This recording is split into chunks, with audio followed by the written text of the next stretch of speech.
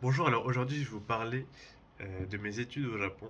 Alors il faut savoir que la volonté d'être parti au Japon, elle a été comment dire? J'ai eu l'idée de partir au Japon quand j'avais 16 ans. Aujourd'hui j'en ai 19, ce qui fait que c'était en 2021. Dans les environs 2021-2022, j'ai commencé à regarder des animés. C'est le confinement, t'avais beaucoup de temps libre, donc je commençais aussi à bien jouer aux jeux vidéo, tu vois. Bien regarder des animés et donc en fait à cette période-là, c'était une période où j'étais triste dans ma vie.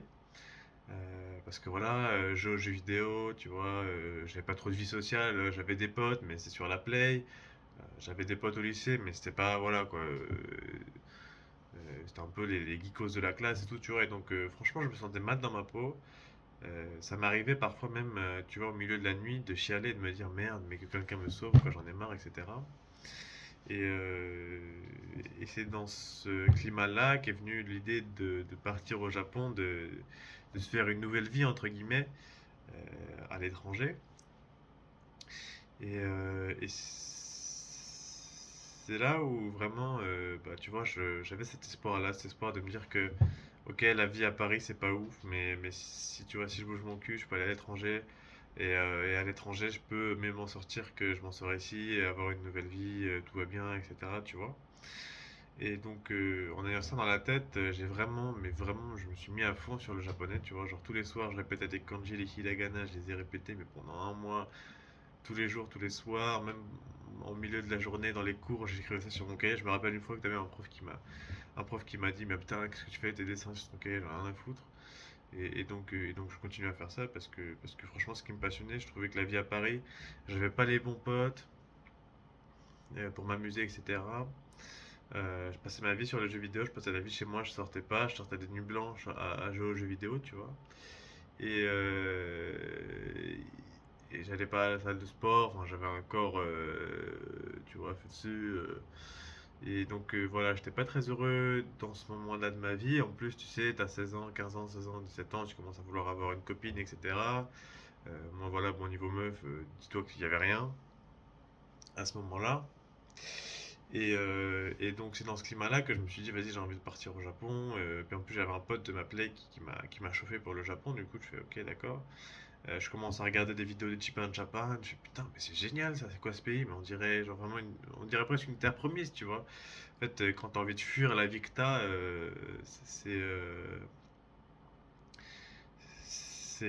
comment dire, c'est avoir un espoir comme ça, c'est vraiment très important, très grand.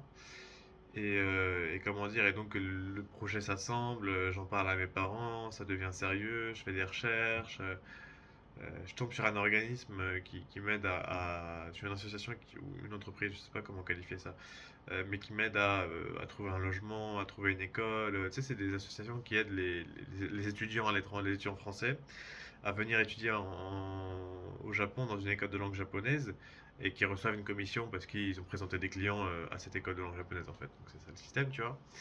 Et donc franchement c'est honnête et les gens sont super sympas, y a pas de souci. Mais bon, bref, je mets en place, tu vois, le truc. Mes parents sont en mode ok, on te soutient. C'est triste de pas te voir à Paris, etc. Et moi j'étais trop content parce que j'avais la rage en fait contre Paris. Je me disais mais j'aime pas cette ville. En fait j'avais une vie de merde dedans, tu vois. J'avais une vie qui était nulle dedans et donc j'associe cette vie-là avec la ville qui est Paris et je me suis dit putain c'est de la merde. Même si franchement aujourd'hui je pense aussi qu'il y a toujours des aspects négatifs à cette ville, hein. Mais enfin bref, c'était mon état de l'époque. Et vient mon année de première, lorsque j'ai 17 ans. Et vient mon année de première, donc qui se termine voilà, avec cette grande volonté de partir au Japon. Et à la fin de cette année de première, donc sur le début des vacances d'été, et après le bac de français, je tombe sur une première vidéo de développement personnel d'un youtubeur qui s'appelle Hamza. Il est très connu, franchement. Et aujourd'hui, jusqu'à aujourd'hui, je le suis. Et cette première vidéo, elle change ma vision des choses. Ce que je veux dire, c'est que j'ai eu l'exemple qu'une autre vie était possible, en fait, que je pouvais changer ma vie vers quelque chose qui était mieux. Et donc, voilà le premier contenu que je regarde. Je regarde un deuxième, un troisième, ça me passionne. Je regarde toutes les chaînes, toute la chaîne, etc. Et du coup, je me mets à fond dans son discours. J'arrête les jeux vidéo, j'arrête les réseaux sociaux.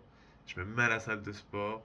je me mets à relever des défis, parce que déjà, avant, je sortais pas de chez moi et je jouais aux vidéos, donc j'étais une personne très timide, tu vois. Je me souviens que mon point le plus timide, et je ferai d'ailleurs une vidéo là-dessus, c'était quand je sortais un moment de chez moi pour aller à Micromania. Donc Micromania, c'est un magasin de jeux vidéo, tu vois, un magasin pour geeks.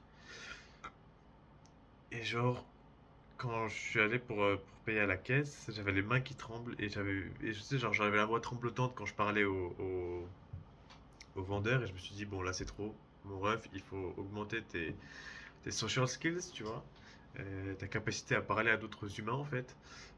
Et donc, c'est après ces vacances d'été-là, parce que j'étais parti au Portugal, c'est après ces vacances d'été-là que je me suis mis à fond sur le développement personnel. J'ai commencé à la salle de sport, c'était génial. Je me suis fait des amis de ouf, des amis que je garde même jusqu'à présent. Et j'ai commencé à sortir avec un pote qui m'avait présenté le développement personnel. On a commencé à faire des sorties en Paris et franchement, ma vie était devenue bien. Et puis j'ai même très rapidement, genre de septembre au octobre, tu vois, j'ai réussi à avoir une première copine, qui est une fille géniale, tu vois. Et donc en fait, la vie finalement s'améliore, tu vois. Si tu te bouges le cul, la vie franchement, elle peut devenir, presque t'as envie de la vivre en fait, tu vois. Genre, elle devient worth it, tu vois, et ça devient un truc qui est bien en fait, tu vois. Et donc je commence à m'améliorer petit à petit, et comment dire, mais j'ai toujours ce projet en tête, tu vois. C'est mon rêve, c'est mon objectif. Je veux partir dans ce pays. Soit ça, soit rien.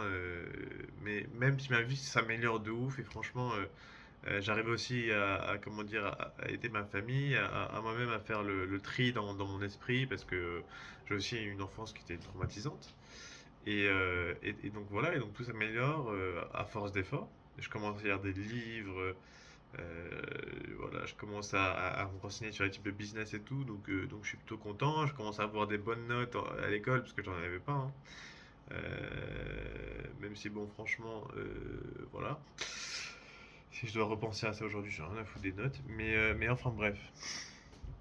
Et donc la vie commence à s'améliorer, mais j'ai toujours cet objectif-là d'aller au Japon. Et donc je me fais ma première copine, et donc ça se passe très bien. Je suis l'homme le plus heureux du monde. Je suis un homme amoureux, donc un homme très heureux.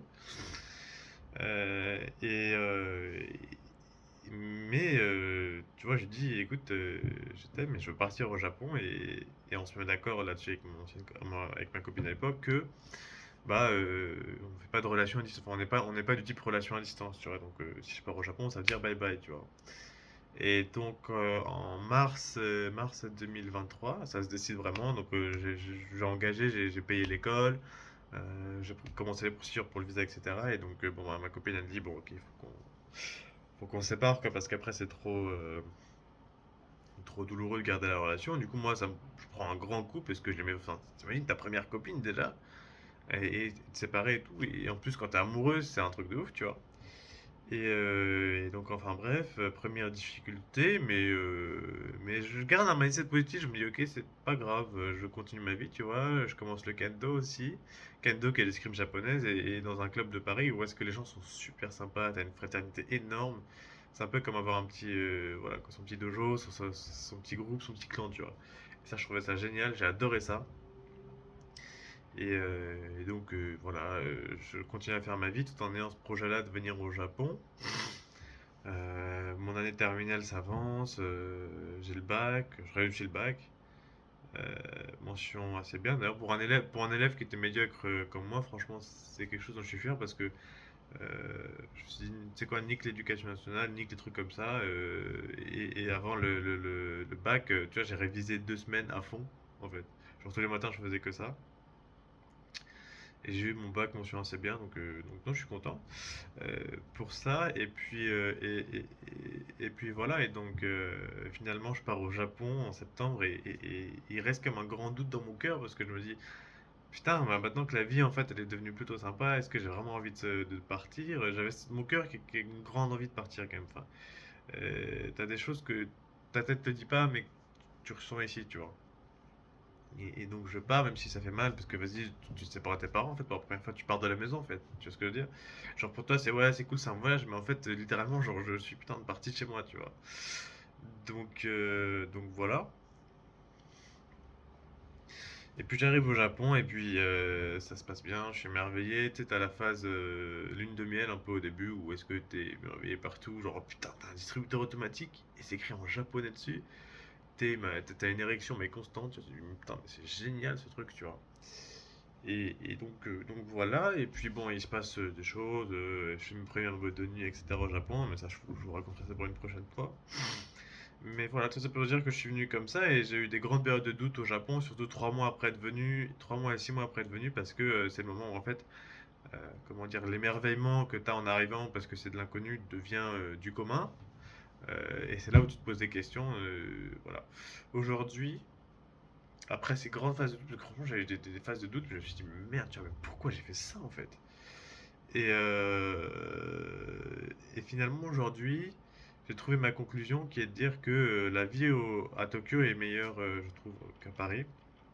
Le fait de vivre à Tokyo, la vie à Tokyo est plus agréable euh, qu'à Paris. Et finalement, je me suis dit que comme objectif, j'aimerais bien faire une vie moitié-moitié Japon-France.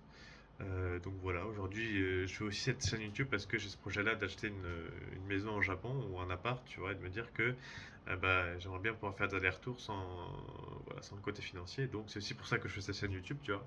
Bien qu'il y a aussi le fait de partager mon expérience et de me dire que moi, quand j'étais à Paris et quand j'étais dans ma phase où est-ce que je voulais aller au Japon, j'aurais rêvé d'avoir une chaîne comme ça où est-ce que tu as un mec de mon âge qui parle de tout ce qui se passe au Japon de manière très claire, tu vois, de manière très transparente. Et je me dis que j'aurais adoré ça, donc c'est aussi pour ça que je fais ça. Mais aussi un objectif financier parce que je me dis que, voilà, si j'ai réussi YouTube, tu vois, si j'ai réussi à plaire aux gens et à vous donner de la valeur, bah, je pourrais moi aussi m'acheter et construire ma vie de rêve ici au Japon. Donc c'est bien, mais même si là, en ce moment, franchement, je suis très content de ma vie. Juste un grand stress pour l'université et le besoin de couper mes cheveux. D'ailleurs, j'hésite à les raser à zéro. Mais je sais pas si je vais prendre le risque. Parce que franchement, j'en ai trop de cheveux. En plus, frérot, regarde. Bon, à coiffer, c'est chiant. J'aime pas coiffer les cheveux. Puis c'est mal coiffé en plus. Frère, je sais pas. J'ai envie de tout. Tu vois. Et, euh, et donc voilà, je suis très content En fait, aujourd'hui, je suis très content de pouvoir vous parler du Japon, d'avoir mon propre appartement. J'ai des galères, mais tout le monde a des galères. Et puis on avance. Et puis c'est franchement ce qui est formidable au propos de la vie. Donc écoute, je vais vous laisser ici pour cette vidéo. Et puis j'espère que vous passez une bonne journée. Bisous mon ref.